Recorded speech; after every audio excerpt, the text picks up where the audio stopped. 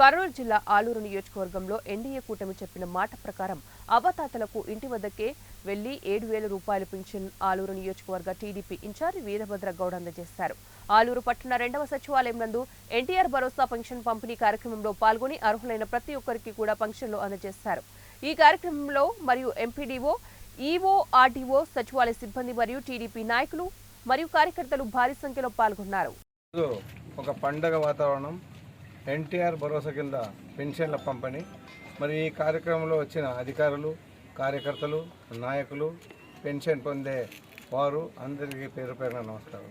మీకు అందరికీ తెలుసు, గతంలో 1983లో స్వర్గీయ నందమూరి తారక రామారావు గారు మొట్టమొదటిసారిగా ముఖ్యమంత్రి అయినప్పుడు 200తో స్టార్ట్ చేసిన పెన్షన్ మళ్ళీ ఈరోజు 4,000కి వచ్చిందంటే ఒక్కసారి ఆలోచించాలి. 200 పెన్షన్ ఇస్తూ దాన్ని 1,000 రూపాయల దాకా చేశాడు నందమూరి తారక రామారావు గారు. తద్వారా చంద్రబాబు నాయుడు వచ్చిన తర్వాత 1000ని 2,000 చేశారు. తద్వారా జగన్మోహన్ రెడ్డి వచ్చిన తర్వాత ఒక్క సంవత్సరంలో 150 ఎక్కించుకుంటూ ఇవాళ సంక్షేమంతో ఆయన కూడా 1,000 రూపాయలు ఇచ్చారు. కాకపోతే మనం మొన్న ఎలక్షన్ మేనిఫెస్టోలో పెట్టినట్లు ఎన్టీఆర్ భరోసా కింద పెన్షన్ 4,000 చేస్తామని చెప్పాము. మరి ఈరోజు 3,000 ఉండే పెన్షన్ 4,000 చేశాము.